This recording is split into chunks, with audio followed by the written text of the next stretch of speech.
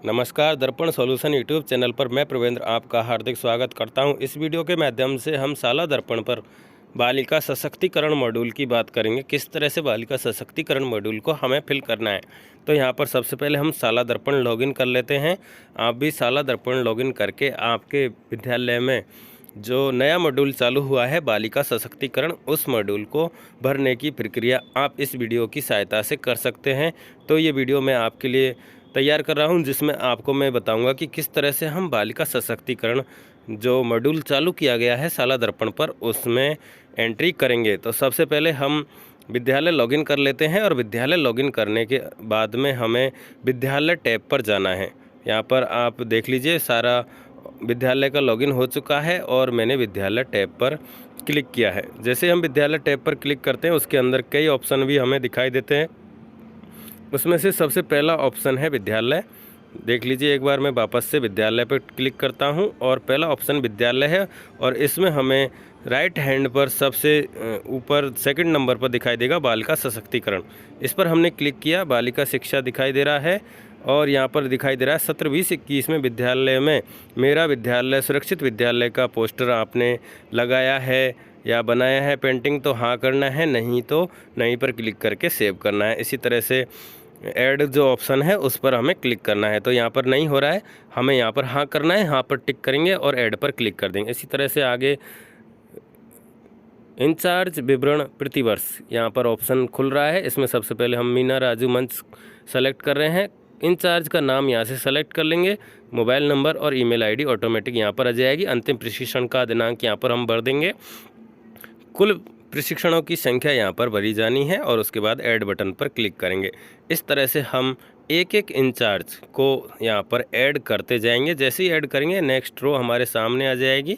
ये यहाँ ऐड हो गया है। अब इसमें एडिट करना चाहें तो हम एडिट कर सकते हैं। अगर हमने गलत कार्मिक को सेलेक्ट कर लिया है तो हम इस जो फर्स्ट ऑप्शन हमने सेलेक्ट किया था उसके लिए हम इंचार्ज को बदल सकते हैं। यहाँ से ऑप्शन इस तरह से आ जाएगा और जिस कार्मिक को हम सेलेक्ट करेंगे उस कार्मिक का नाम, उसकी आयु, जेंडर हमें यहाँ दिखाई देंगे, मोबाइल नंबर दिखाई देंगे, ईमेल आईडी दिखाई देंगे और आगे हमें सेव करना है, अपडेट करना है तो अपडेट कर देंगे और अगर नहीं करना है तो कैंसिल कर देंगे। इस तरह से हमने दूसरा यहाँ पर सेलेक्ट कर लिया गार्गी मंच। अब गार्गी मंच के प्रभारी को हम यहाँ से सेलेक्ट कर लेंगे। उसके बाद में अंतिम प्रशिक्षण की दिनांक हम यहाँ से भर देंगे। जो प्रशिक्षण यहाँ से किया है अंतिम प्रशिक्षण, उसकी डेट यहाँ से सेलेक्ट कर देंगे। कितने कुल प्रशिक्षण संख्या कितनी है, कितने प्रशिक्षण किए हैं, उनकी संख्या यहाँ पर भर के हम ऐड बटन पर क्लिक कर देंगे। जिस तरह से हम ऐड बटन पर क्लिक करेंगे तुरंत ही हमें अगली रो दिखाई दी जाएगी। हमने मीना राजू मंच को भर दिया है, उसी तरह से यहाँ पर गार्गी मंच हमने भर दिया है और इसमें हमने एडिट बटन पर गार्गी मंच में किया है और एडिट पर क्लिक करने के बाद हम अपडेट बटन पर क्लिक करेंगे। तो यहाँ से हम इंचार्ज को सेलेक्ट कर लेंगे। इंचार्ज सेलेक्ट करने के बाद में उसका अंतिम प्रशिक्षण और अपडेट बटन पर हमने क्लिक कर दिया। डाटा अपडेट हो गया है सक्सेसफुली। अब अगली रो खुल गई है। अगले जो ऑप्शन हमें दिखाई देंगे यहाँ पर राजू मंच हो गया, मीना मंच हो गया, आत्मरक्षा प्रशिक्षण का है, बाल सुरक्षा इंचार्ज है और कैरियर इंचार्ज है।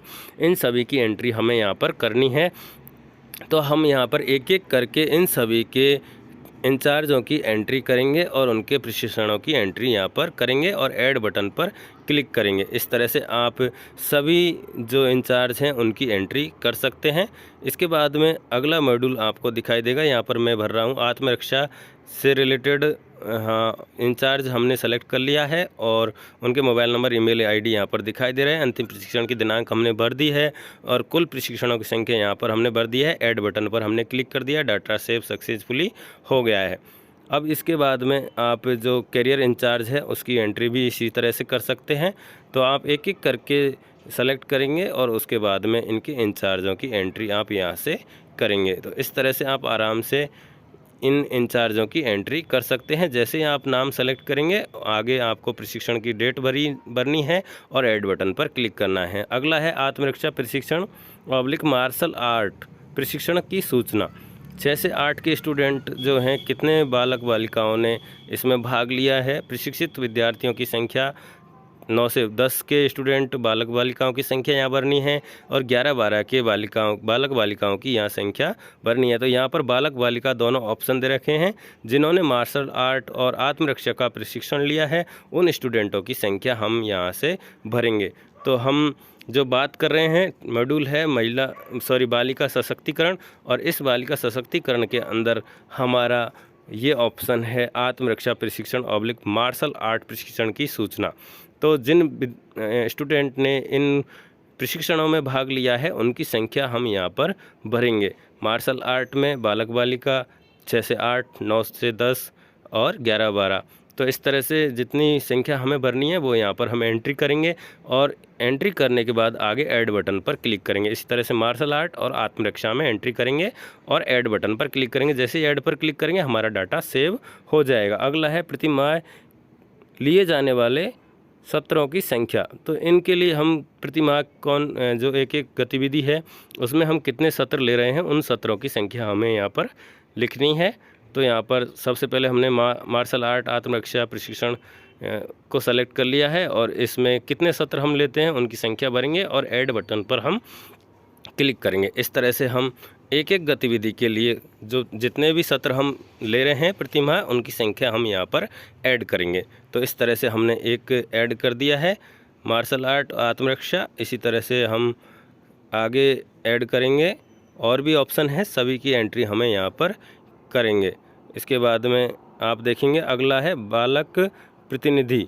यहाँ पर हम सेलेक्ट करेंगे मीना राजू मंच और इसमें बालक प्रतिनिधि जो हैं उनके नाम हम यहाँ पर सेलेक्ट करेंगे। सारी क्लास का नाम यहाँ पर शो हो जाएगा। जो इनके प्रतिनिधि हैं मीना राजू मंच के, उनके प्रतिनिधियों को हम यहाँ से सेलेक्ट कर लेंगे।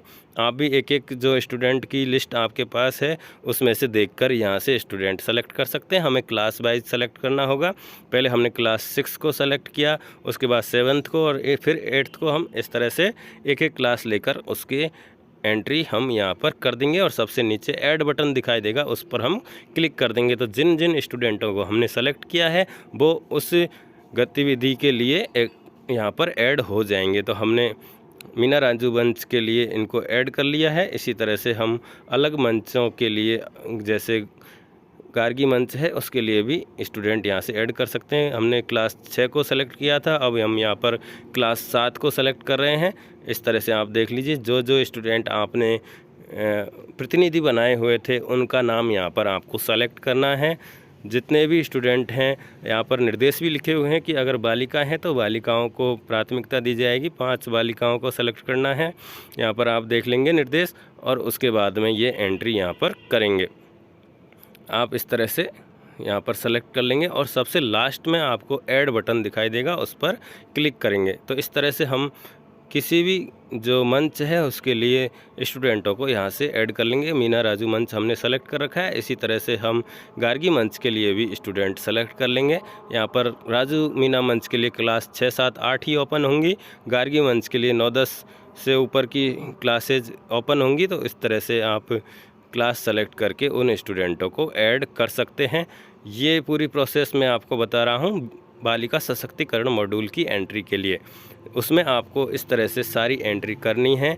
आप देख लीजिए सारी एंट्री आप यहाँ पर करके सेव कर देंगे और इस तरह से अगली क्लास में जाएंगे और सभी क्लासों से जितने स्टूडेंट आपके हैं उनको ऐड कर देंगे। इस तरह से आप यहाँ पर सारी एंट्री कर चुके हैं और जो एंट्री बाकी हैं उनको आप डाटा मिलान करके ऐड कर देंगे। जितनी बालिकाओं ने प्रशिक्षण लिया, जितने बालकों ने प्रशिक्षण लिया, उनकी संख्या हम यहाँ पर ऐड कर देंगे और उसके बाद में लास्ट में ऐड बटन पर हम क्लिक करेंगे तो ये डाटा यहाँ पर सेव हो जाएगा। इस तरह से आप देख लीजिए सारी एंट्री हमें करनी है इस मॉड्यूल में। इसके लिए आदेश भी जारी हो चुका है। तो हमें शाला दर्पण पर विद्यालय लॉगिन करना है। लॉगिन करने के बाद में विद्यालय टैब पर जाना है और विद्यालय टैब के अंदर विद्यालय में हमें राइट हैंड साइड की तरफ 2nd नंबर पर बालिका सशक्तिकरण दिखाई देगा। हो सकता है थोड़ा बहुत ऊपर नीचे हो, अलग अलग विद्यालयों में मॉड्यूल का स्थान अलग अलग हो सकता है, लेकिन जो मैंने वीडियो में बताया है उस तरह से आप बालिका सशक्तिकरण मॉड्यूल देख सकते हैं। विद्यालय लॉगिन के अंदर विद्यालय टैब में आप बालिका सशक्तिकरण मॉड्यूल देख सकते हैं और उसकी एंट्री इस तरह से कर सकते हैं। सारी एंट्री आपको करनी है, प्रतिवर्ष इनकी एंट्री की जानी है।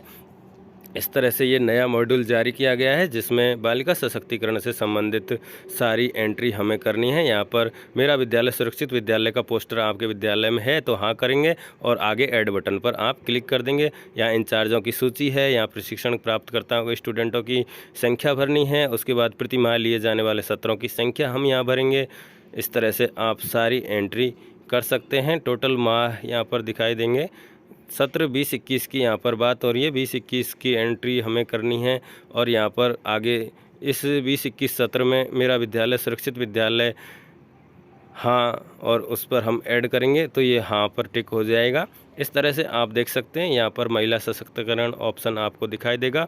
जैसे हम इस पर क्लिक करेंगे हमारी ये सूची यहाँ पर दिखाई दे जाएगी जिसमें हमें एंट्री करनी है। और अगर आपने एंट्री कर रखी है तो यहाँ से आप इसको एडिट भी कर सकते हैं और इसको सेव कर सकते हैं। इस तरह से आप सारी जो फॉर्म है उसको सबमिट करेंगे और सारी डिटेल आप यहाँ से देखेंगे। जैसे ही आप गार्गी मंच पर क्लिक करेंगे तो गार्गी में 9 से 12 का ऑप्शन आपको दिखाई देगा और आप यहाँ पर स्टूडेंट को सेव कर सकते हैं। आशा करता हूँ आपको ये वीडियो पसंद आया होगा। अगर वीडियो पसंद आया है तो लाइक करें, कमेंट करें, शेयर करें। बहुत बहुत धन्यवाद।